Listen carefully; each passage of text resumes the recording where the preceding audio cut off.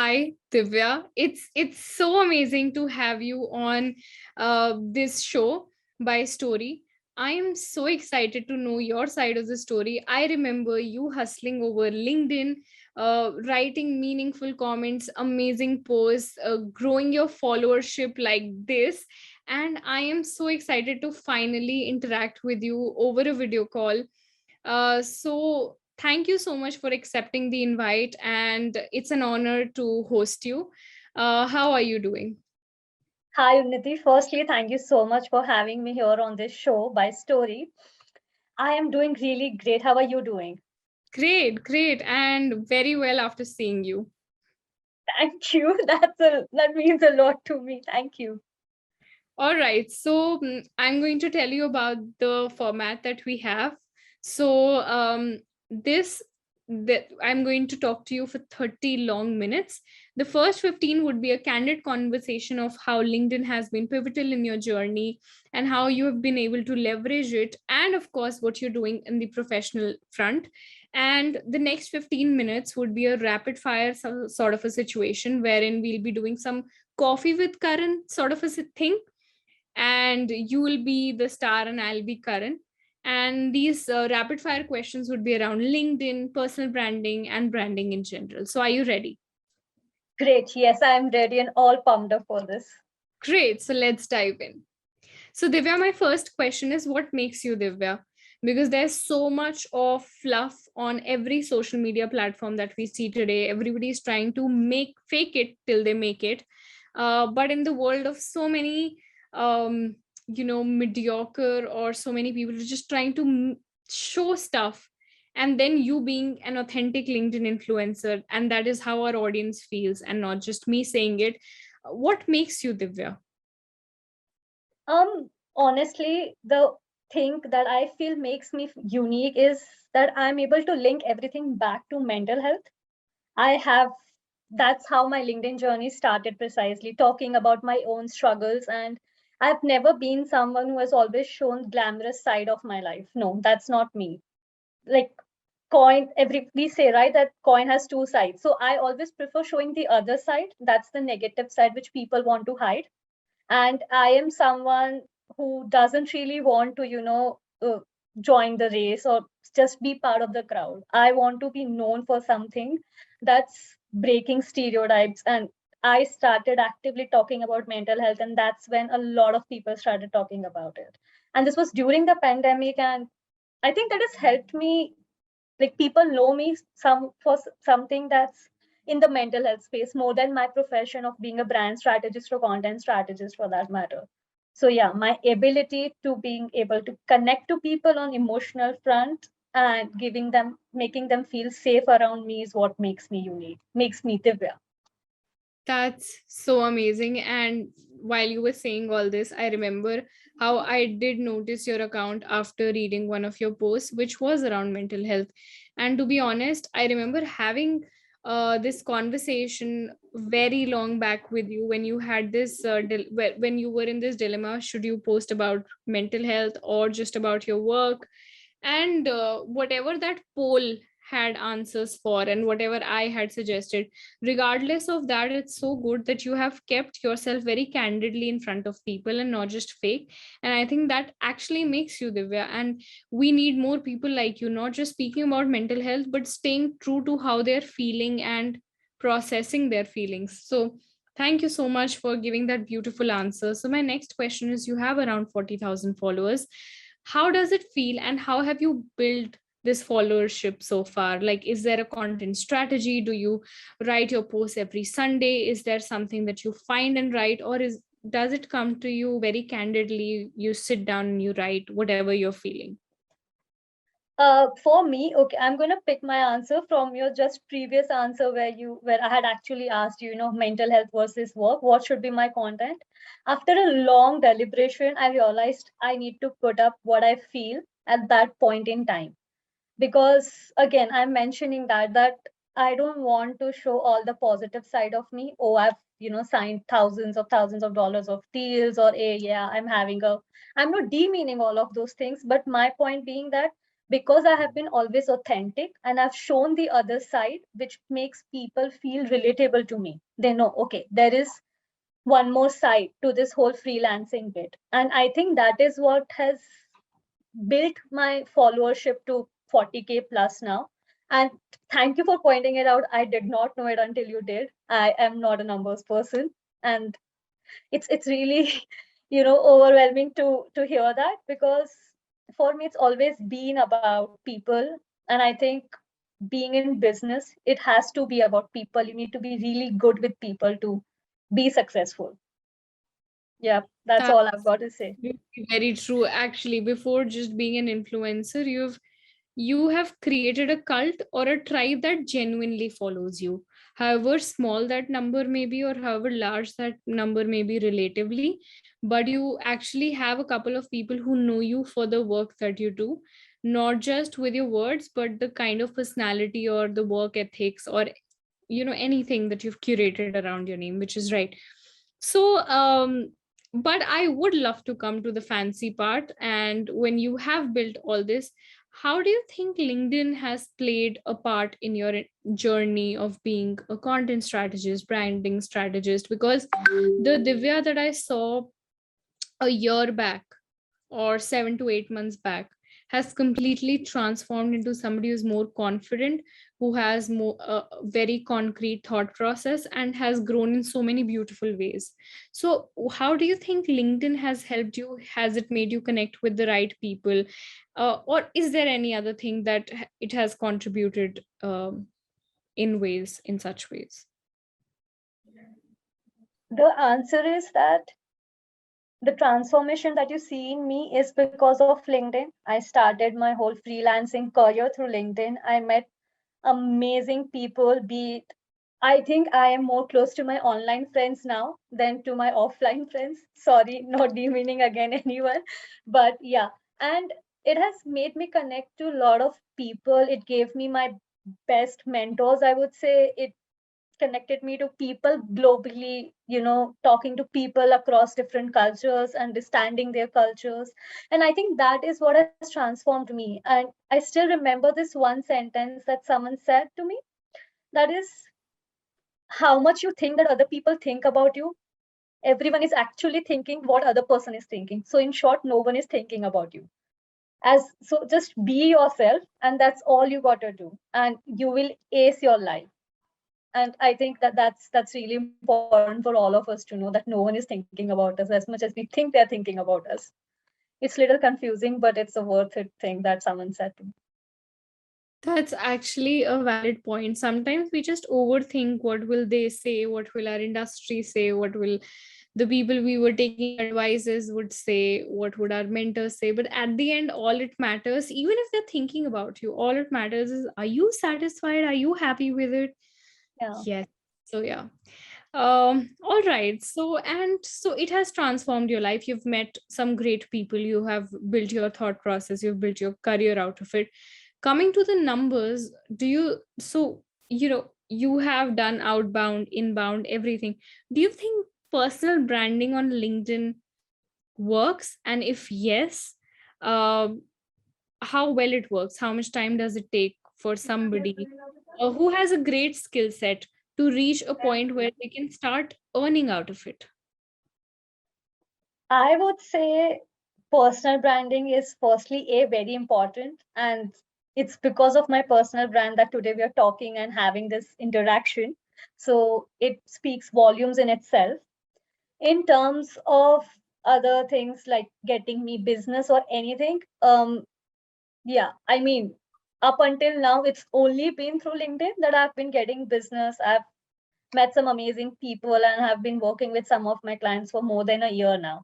So yeah, it's all because of LinkedIn, and personal branding is damn essential. And it I think it doesn't necessarily has to be LinkedIn.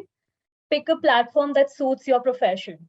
So if you love creating videos, go to Instagram. If you love writing one-liners, go to Twitter. If you love interacting with people, maybe Quora or Reddit is the right place for you. So pick what is right for you and build your audience there. That is what matters at the end of the day. And true people will, follow you eventually.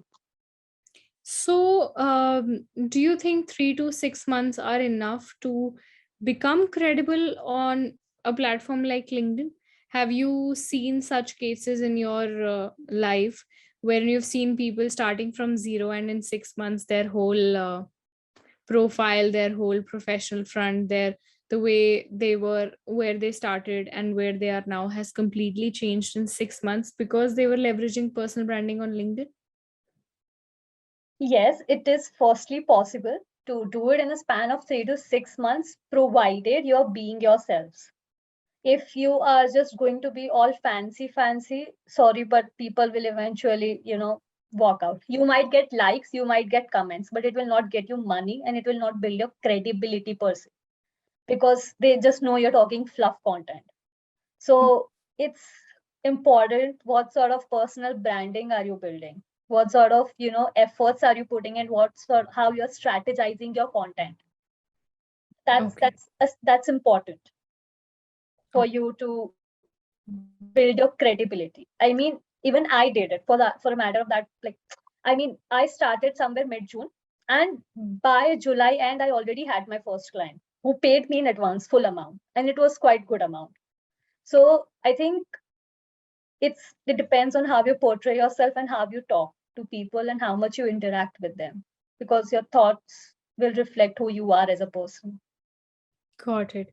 And if you had to build everything from scratch again, what would be one thing that will you always hold on to? Like that one tip that you'll give to the Divya who was just starting out, or anybody who's starting out on LinkedIn, that this you can't go wrong with this particular thing. So what is that one thing that you swear by? Don't follow trends.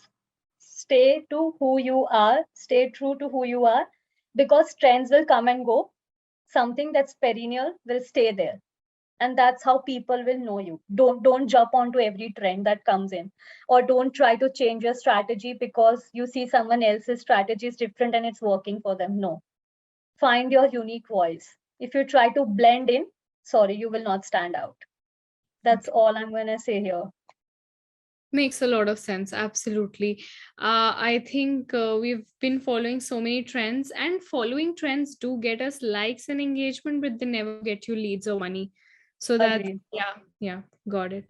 And so when we talk about money and everything, what's the A factor, or what's the thing that you think attracts your clients? Like you must have got a lot of feedback and everything, and somebody might have found you on LinkedIn and said, hey, I loved your profile, or hey, I loved your writing, or hey, I loved the way you've optimized it, or your case studies. So what is one thing that has got you a lot of inbound leads? Your all over presence is of course commendable, but what's the one factor that you think played well? Something that I always ask my clients is, if it's an inbound lead, how did you find my profile and why did you choose me over other freelancers? And a consistent answer that I've got is that we read your story about your struggles and we could connect to it. And that's where I know, okay, I am going right. Because I mean, the skills can be learned today, or I can just do some certification and put that knowledge out on LinkedIn. But because I'm sharing my stories, people are able to relate to me and they want to know more about me, about how I work, what is my life beyond my personal life, about those beyond those struggles, how have I achieved so much. And the second thing is that they see that though I've struggled so much, on the other hand, I've never given up, which is a very big plus point for anyone who wants to sustain their business. Not giving up while attitude. Take a break. It's coming from someone who never takes a break, but yeah, taking a break is really important. And, just get back, but don't give up on yourselves. But that doesn't mean you're being harsh on yourself either. Got it. And what's the one piece of advice you would give any founder who's trying to build a personal brand on LinkedIn, given that you are the queen of inbound leads, and that's what everybody wants? What's one advice about branding, personal branding, content curation on LinkedIn that you'd give anybody who's trying to get something out of it? Okay, this question is very interesting. Reason being, it's, very subjective based on case to case basis, but one consistent thing that I would say across all personal profiles, across all, personal branding, regardless of who you are, is that if you don't have enough time, then create a content calendar, write content and be consistent. But here again, the caveat is that don't consistency doesn't mean you are, writing all 7 days of the week. No, don't do that. That's just, not go, that's going to lead to burnout, nothing else. Or the content quality will go down so badly that you'll probably stop writing. Plus, second thing is that if you're a founder, predominantly if you're talking about founders, I would say, ask your marketing team if possible to get some live shows, La LinkedIn Live, and reach out to more people and tap onto other people's network. That's how you will gain more visibility. Try and get more on podcast, or for that matter, YouTube lives, or whatever that is. Just try and get more visible and engage with others. Don't ignore those DMs that you get. If like they're genuine DMs, reply to them. It's not going to cost you too much of your time. Got it. Very nicely put. And now, when you've told people to tap into other people's network, how easy or difficult it is to get access to LinkedIn Live? Because you have access to it.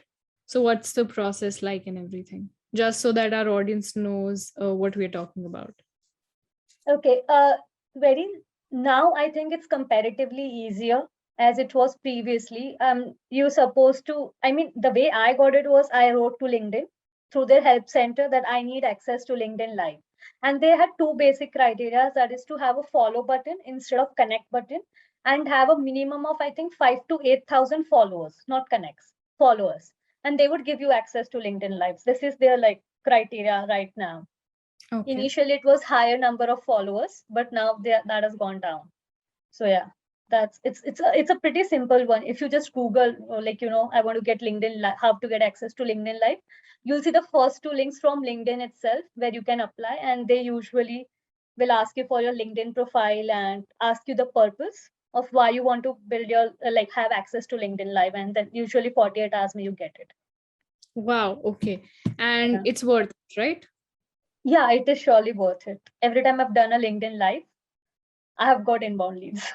Let's just put it like that. Okay. So yeah, That's yeah. interesting. Okay, you've spilled a lot of secrets. Great. All right. So the next thing is, how do you think branding has changed over the years, given that it's your forte? And we can just compare pre-COVID and post-COVID, although we're not yet in post-COVID, but I hope it will be soon. But how do you think branding has changed, or how do you think over the months or years that you've been in this domain, the perception around it has changed? Because I see people understanding marketing, I see people understanding sales, but branding is still a very in its nascent stages of being there and people realizing its value. I would say, yeah, firstly, I agree that it's in its nascent stages, because of which there are a lot of misconceptions around this. And I often have to educate the client the importance of branding, which holds true 1 year back and holds true even today. But however, now a lot of time, my say a content strategy for a client for whom I'm creating content strategy, they are like, Divya, I think we need to undergo rebranding. So they themselves eventually realize that, okay, maybe they need to position themselves better. And I think people are now realizing that branding is, not just about colors and logos. It's far beyond that. And when I say far beyond that, the whole purpose of branding is to position yourself in your industry as and build a thought leadership. Now, okay, now I mean, I had this very good question from a client of mine who asked me, Divya, a lot of people are doing what we are doing. Then how do we position ourselves and find our USP? And this is a very common question and a sensible, I think a reasonable question. And my only answer to this is there is one thing that you would be doing differently, but do not ever boil down to price positioning. Just because you want to be affordable doesn't mean that you position yourself like that. Talk in terms of your quality, talk in terms of your work deliverability, talk in terms of how easy your customer's life has been once they onboarded you. and the way you're marketing, even that can be unique. Everyone is talking about, the features, but you talk about the benefits, just like what Apple does. It shows you the end results, right? As compared to other smartphone companies. So Mm. it's about thinking a little differently. In the box, okay, out of the box, your call, but think differently. There has to be something, and it cannot happen overnight. This answer can't happen overnight because I have taken 5 to 6 hours of sessions with my clients to help them find their USP. So yeah. Got it. Okay, and so do you think it's not related to LinkedIn, but do you think you can package branding as a service, or is it very different for each client that you go with? No, branding can be packaged all together as one service, and it can be packaged with other services too. For Okay. simplest terms, say I have to put it into branding into three major categories: brand identity, brand strategy, and brand marketing. So a Okay. lot of time, all the clients want to get done all of these three. Sometimes they just want their brand identity. Sometimes they want their brand strategy, or sometimes they want their brand marketing. So it can be either one of this or all of this, and it can be done any which ways you want. And I mean, I at least market my branding with marketing because I know that my clients will need me once I'm done with brand strategy. So when I say brand marketing, it is a lot about marketing, but little on the branded side and thinking what you have just discovered through the brand strategy sessions. Got it. All right. Okay, great. Divya, this was by far the most amazing 15 minutes. I've learned so much from this conversation. Somebody who is into sales and marketing more than into branding, this conversation has been an eye opener. And you're actually the first person who has appreciated LinkedIn Live. So I am very keen to get access hands on it, and see how it works out. But thank you for that tip. And now we move on to the rapid fire round, wherein I'll be throwing 10 questions at you, and you have to answer them as quickly as possible. So, are you ready for that? Yes, I'm super excited and super nervous too. But Or, yeah, let's start. okay. So, branding or content strategy? Branding, Content or consistency? content, Inbound or outbound? inbound. I And what? mean, it's all outbound is more of efforts, and for me, inbound has got me really great deals. Got it. Twitter or LinkedIn? Now, Twitter. Why so? Because the LinkedIn quality is going down, let's be very honest. And Twitter, I mean, I would say Twitter because I'm learning a lot from Twitter. It's still away from the crappy content. Let's just be honest. Got it. Makes sense. One underrated feature of LinkedIn that you really appreciate. LinkedIn Live. Got it. And three things about personal branding that nobody talks about. Nobody talks about. You can take your time. Anything Uh, from your experience that you think that, this can be a game changer when it comes to personal branding. For me, it was actually um, talking about my client experiences and stuff like that. So I think showing the behind the scenes of my business has got me a lot of deals. So that's one thing that works for me in regards of building my personal brand. So any three underrated things that you think can come handy when somebody is trying to build their personal brand? Talk beyond your work. I mean, you've got a personal life, so let people know. Secondly, being vulnerable makes you human and helps you establish relationships. So do that. And third thing is, this is going to sound a little cliche, but when we say that be authentic, it means that you are being yourself and not feeling, oh, everyone is talking about it, so I shouldn't be talking about it. But actually, you have got your own share of experiences under that one umbrella as well. So, just my point being, talk, what you want to talk your heart out loud. Just, it's okay. Like, don't be so scared. Yeah. So just don't prepare for being an influencer. Be a Yeah, human first for your audience. yeah. Got it. Very valid. And 3 ways to brainstorm content ideas for your LinkedIn or in general your personal brand. What are the 3 ways that you think about your content? For me, it started with creating content pillars, which means that what are the three areas where I want to talk about. And then I broke down those each content pillar into further three sub content pillars. Okay. So this gave me a broader idea of what my content is supposed to revolve around. And this, when I start talking around those um, 9 pieces of content, sub content pillars, my audience will eventually know, okay, this is why I should follow her. And it doesn't confuse your audience. Got So it. just create content pillars and sub content pillars and start writing content. Don't think too much. All right. So you mean 3 content pillars that define your work, and then under each content pillar, you've divided into 3 categories. Yeah, Once you see those 3 categories, which is 9 in total, you get your content ideas. Got it. yeah. All right. And then 2 must follow people on LinkedIn. They can be from the branding domain or anybody that you really follow, not just for work, but for the personality that they carry. One has to be from the branding, that is Jason Vana. And the second is Ankur Wariko, because both of them have inspired me in their own ways. One in the workspace and one in the personal life. So yeah, these two are the must follow people. Got it. And what do you like about Ankur Wariko? His authenticity. I mean, he has very openly talked about his mistakes, something that I always vouch for, talk about your mistakes, show your vulnerability. That is something that makes me relate to him. And he is very open about sharing his life learnings Yeah, and giving selflessly to the society right now. So got it. that is what I love about him.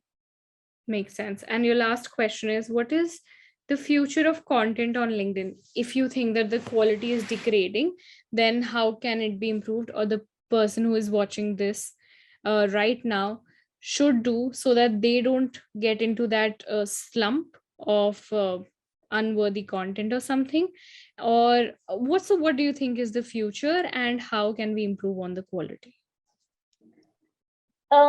I wouldn't really comment on the future because this whole crappy content has started off lately.